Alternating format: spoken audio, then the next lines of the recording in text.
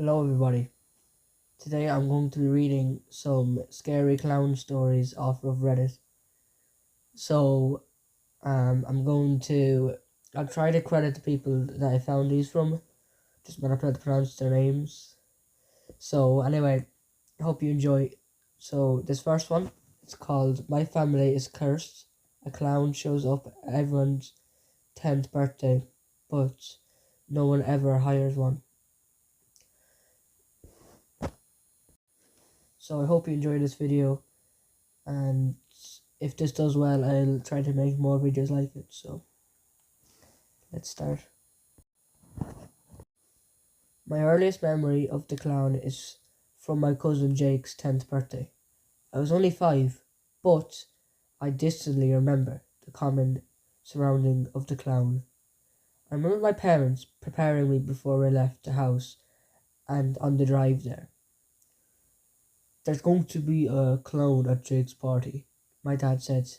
Just be nice. All you have to do is be nice, my mom added. I didn't understand why they were so worried.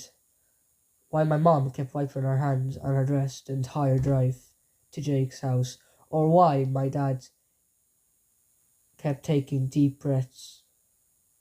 Weren't clowns supposed to be at every birthday party? When we got to Jake's house, there was something going on.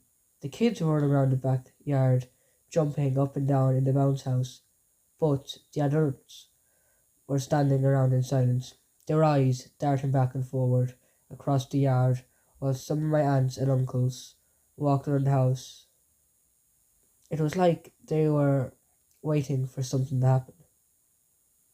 As I jumped on the bounce house, along the rest of my cousins, I noticed movement in the bushes near the gate led to the backyard. I continued to bounce, trying to get higher each time in order to get a better look at whatever was there.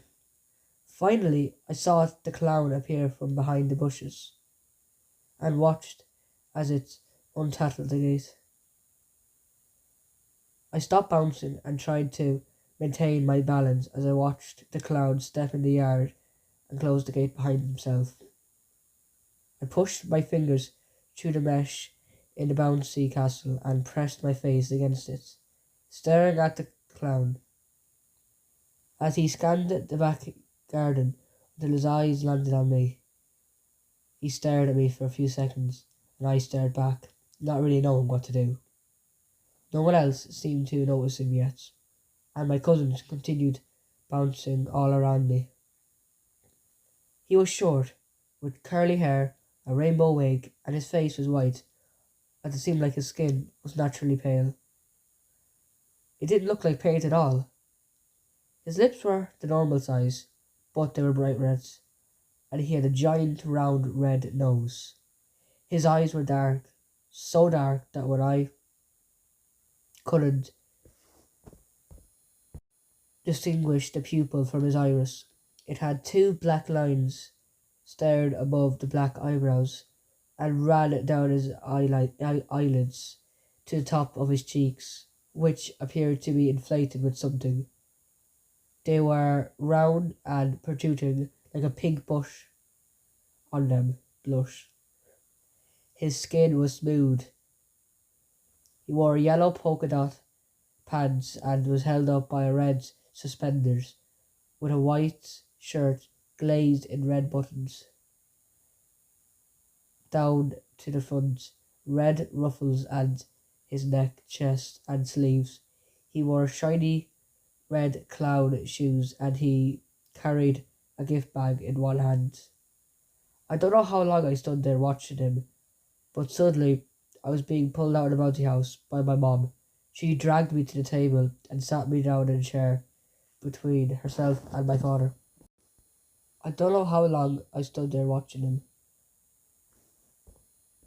but I continued to watch the clown as he approached my cousin Lisa and pulled out a pink party balloon from his pocket in his pants and blew it up into a balloon and twisted it into a dog, handing it to her.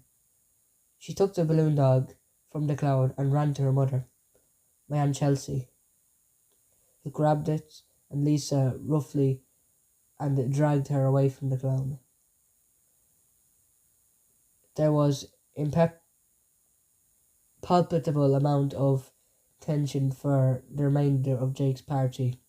Our parents wouldn't let us stray away too far, and the clown stared the entire time, wandering around the yard, handing out balloon animals or honking his nose for children. When it came to opening presents, we watched as Jake unwrapped countless video games and action figures, along with a few clothing items.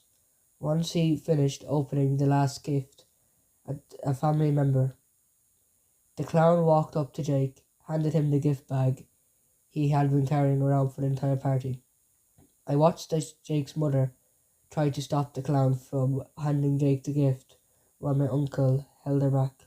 We all watched as Jake thanked the clown and opened the gift bag, taking out handfuls of tissue paper until he reached and pulled out the gift.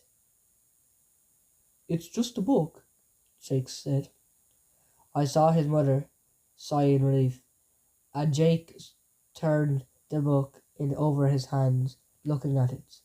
It was a small, hardcover book with glossy dust jacket and had a drawing of a beach on it. Jake thanked the clown and walked away from him through the gate, away from my house. Once he was gone, Jake's dad snatched the book from him. I asked him later, but he told me his parents had thrown it out. I saw the clown a few more times after that. At every cousin's 10th birthday party, he would show up, the same outfits, every time, and he would give them a hardcover picture of a book that their parents would immediately get rid of. When I was 10, the same thing happened to me, and although I begged my parents to let me see the book, they declined. The night of my birthday party, I snuck out of my room, saw my dad go up to the attic with my book. I tried to find a few times after that day, but he had hidden it well, and was nowhere to be seen. I once asked my parents why they even had birthday parties if they were so afraid of clowns, but they told me that the clown would show up anyways. He always knew. I didn't see the clown for a couple more years. All my cousins had passed the age of 10, and none of them were old enough to have their own children yet. When I turned 20, my parents died in a car accident, and I inherited their house. By the time I forgot all about the clown and the book, and I didn't care to read it or figure out why they had taken it away. And then 12 years later, my daughter, Wendy, had her 10th birthday party. My wife knew about the clown as she had already seen it appear before at Jake's twins' birthday party. We had prepared Wendy to be given the same warnings that my parents had given me, to be nice to the clown. About 30 minutes into the party, the clown jumped over the backyard fence and wandered to the table where Wendy and her cousins were given makeovers. I stopped myself from running over and stopping him. He looked exactly how I remembered him. Not a single thing had changed, not the outfit. I watched as he caught my niece Alice's eye and pulled out a blue balloon from his pocket, and he blew it up and then pulled out another balloon and used them to form a hat. Then he gently placed it on her head. I watched as she thanked him and clapped his hands together as he continued to walk around my backyard. Nobody even tried to stop him, because we all always had been warned not to. We never specifically told what would happen if we tried, but we knew it would be bad, and none of us wanted to find out what it would be.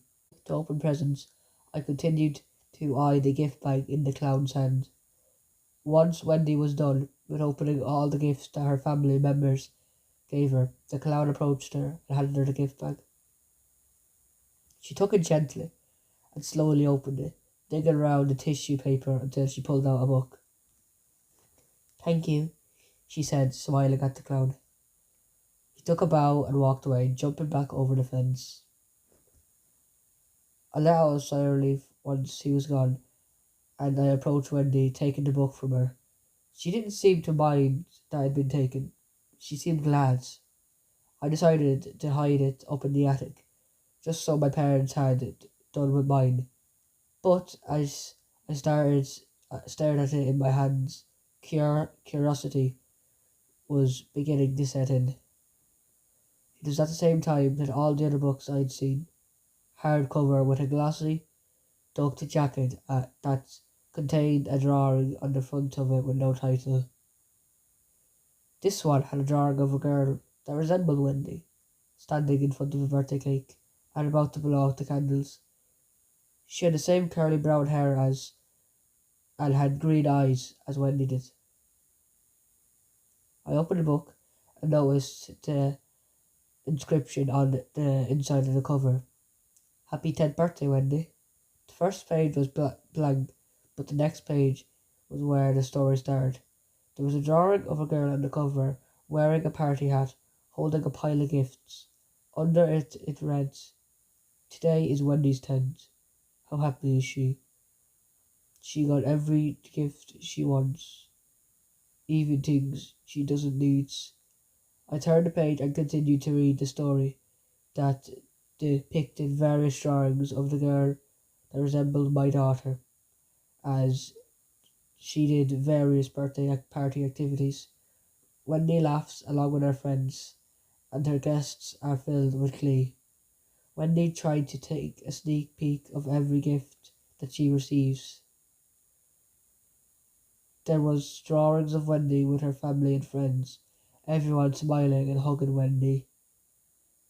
And then, from beyond the backyard fence, comes the best guest of them all, a funny clown here to have a ball.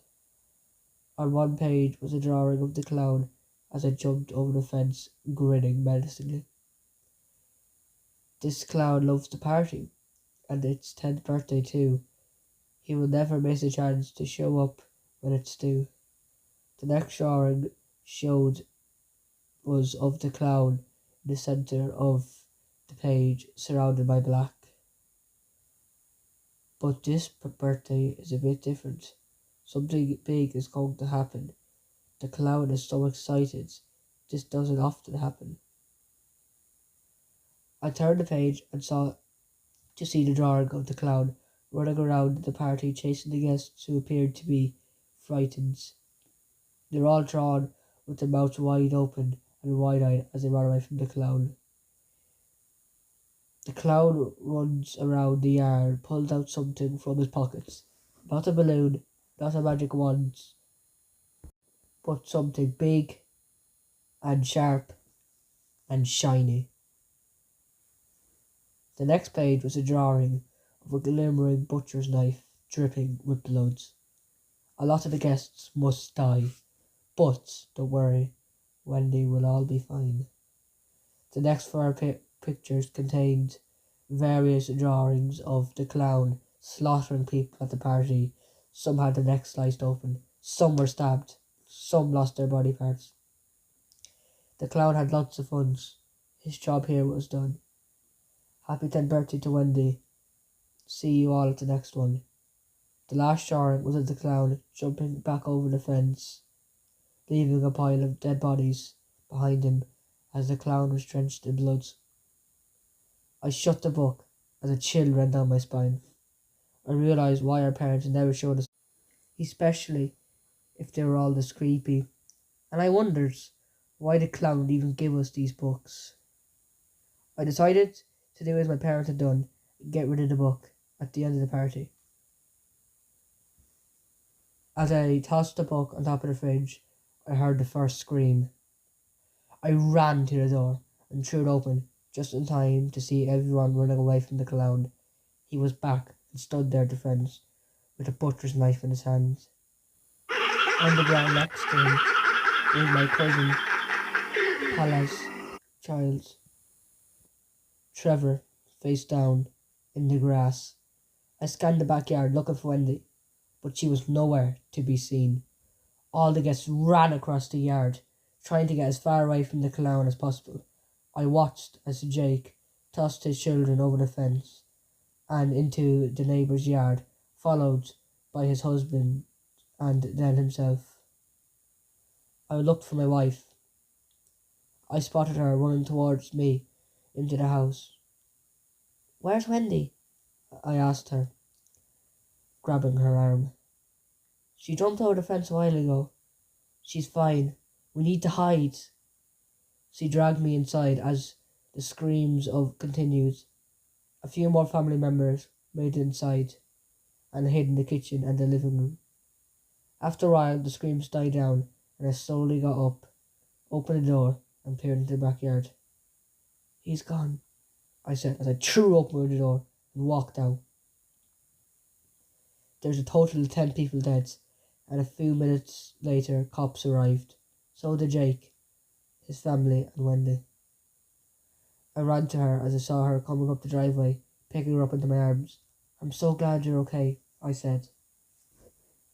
I kept her by my side for the rest of the night as we answered questions, but I didn't tell the police that I knew the clown, as they would not believe the story about the curse.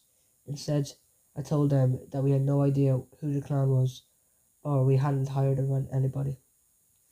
Hours later, everyone was finally gone. Wendy had gone to bed, and I was downstairs and helped my wife clean up some of the mess. Once we were done, I grabbed the book from the top fridge and handed it to her. "What's this?" she asked. "It's what he gave her, Rose," I said as I opened it. "Read it." I waited for her to finish the book.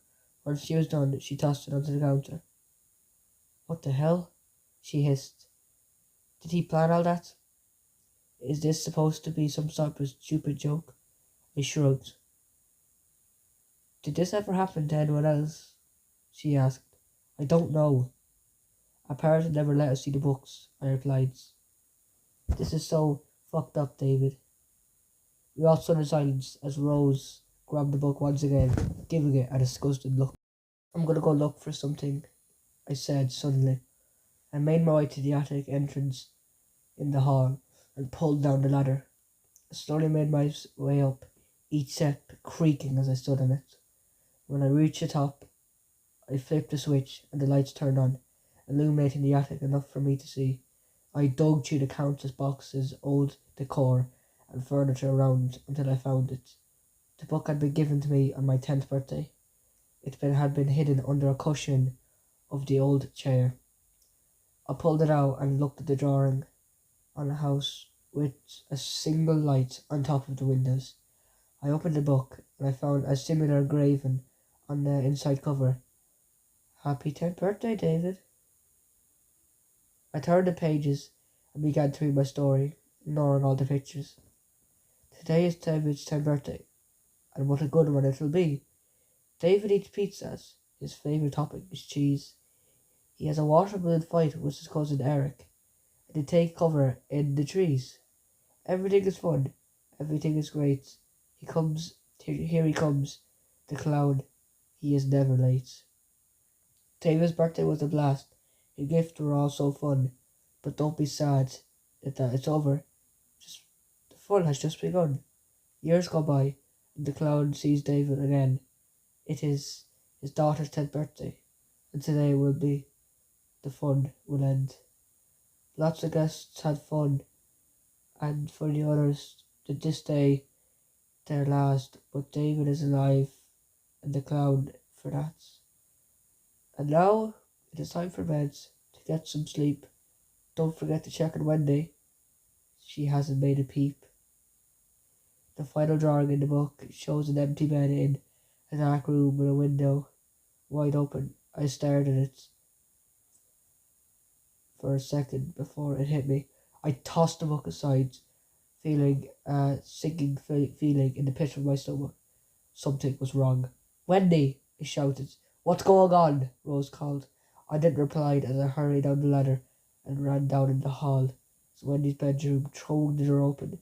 I flipped the light on and looked around the room, but it was too late. She was gone. Her bed was empty, and the window was wide open. I thought I could hear the clown laughing mockingly at me. We never saw Wendy again, and we never saw the clown again either.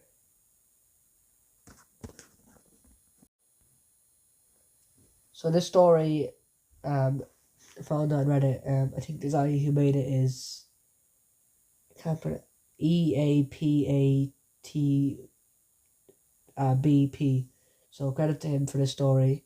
It's come out 5 years ago. I think it was pretty scary, so I included it. So anyway, let's get into the next story.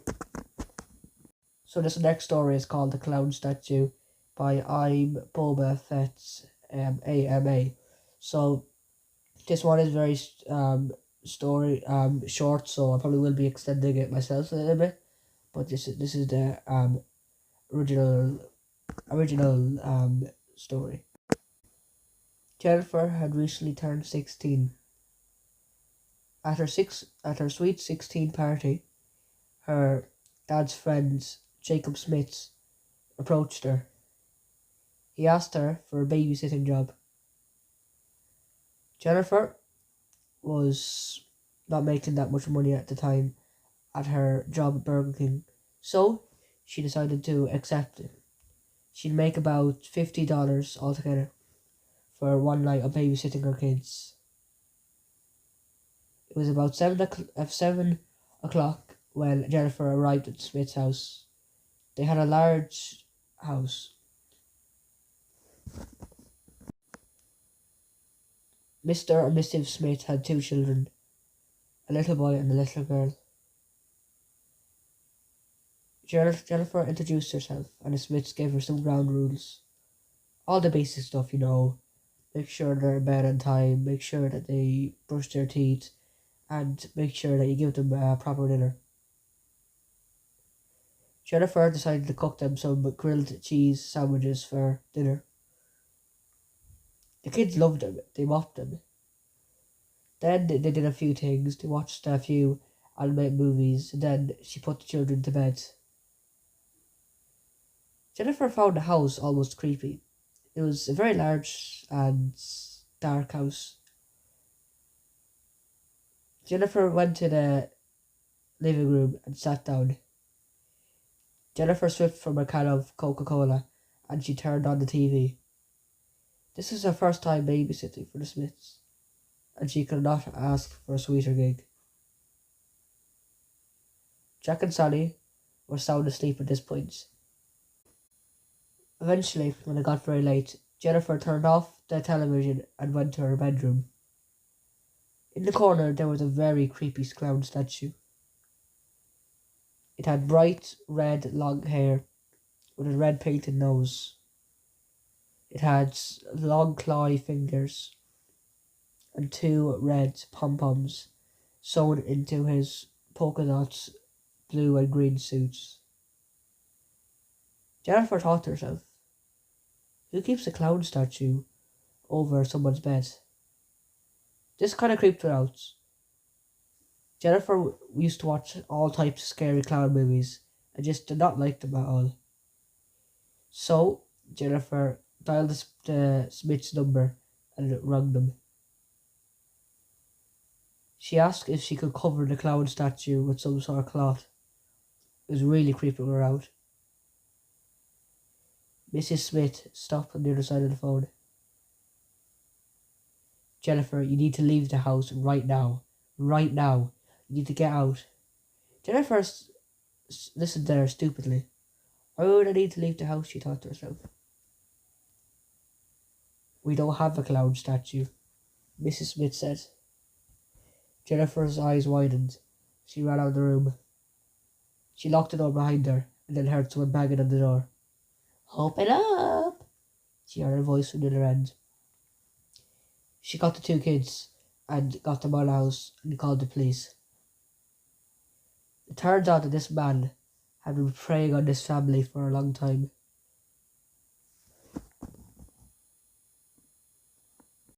And he dressed up as a clown, snuck into their house one night when he knew Smiths wouldn't be home. Luckily, Jennifer was able to de-escalate the situation before anything too bad happens. But you must always be careful when you're at a stranger's house. So this story was a lot shorter than the other one, but I think it was also still pretty creepy. So we have one more story for you guys now. If you watched this far, thank you for watching.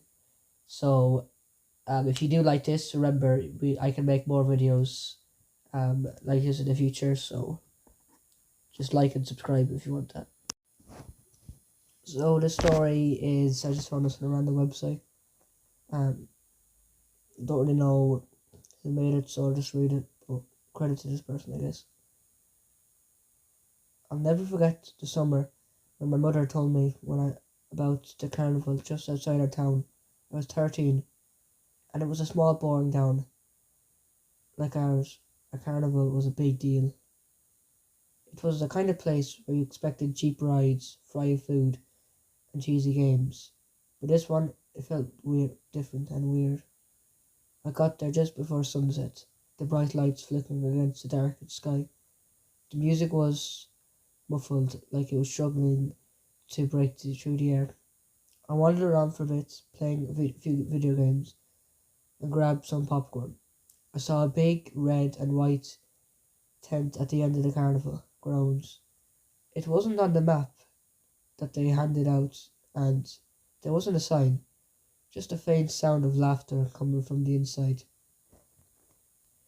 Curiosity got the better of me, so I slapped closer to the side of the tent and peeked in. The inside was dim, and a few overhead bulbs that were cast along the shadows. There was a tiny stage with one performer, a clown. He was dressed in baggy black and white clothes. His face was painted stark white and exaggerated red lips and hollered dark eyes. He did not say a word, he just moved. His gestures were slow and deliberate, like he was mimicking something no one else could hear or understand. A few people in the audience that barely paid attention were watching, but me, I couldn't stop watching. It was like he was performing for me. Every time I thought about leaving, he would turn towards me, his unblinking eyes locked on mine, as his movements became sharper and more deliberate. It was unsettling, so I finally backed out of the tent and walked away. The sun had set by then, and the corridor was winding down. People were leaving. I decided to take a shortcut home through the woods. It was a path I knew well, but something felt wrong about that night. The trees seemed taller, and the air seemed cooler. I thought to myself, I got really weird vibes from that clown. So, I decided just to keep walking. Then, I heard a faint crunch of leaves behind me. I stopped and turned around, shining my phone's flashlight into the darkness. Nothing there, just trees and shadows. But when I started walking ahead, I heard him again, this time closer. Hello? I called out. My voice was trembling. No response. I just kept moving, my pace quickening at every step. My heart was pounding now, and the sound of footsteps were no longer faint. It was right behind me. I turned around again. I saw him, the clown, standing there, just a few feet away from me. His painted smile against his painted face smirked, but he wasn't moving. He just stood there, tightening his head as he waited for me to say something. What do you want? I stammered, backing away. He didn't answer. He didn't move.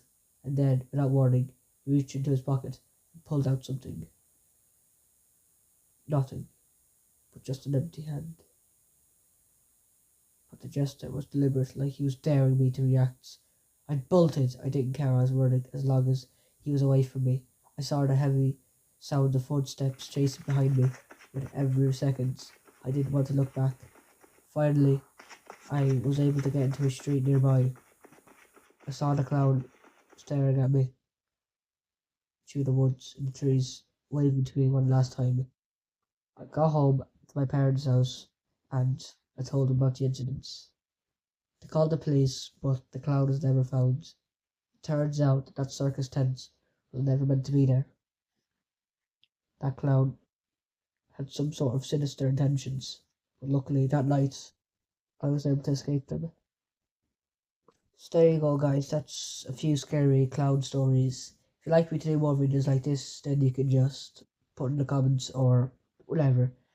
So, hope you enjoyed that video. If you want me to make more like it, you know what to do. I'll talk to you guys later. Bye.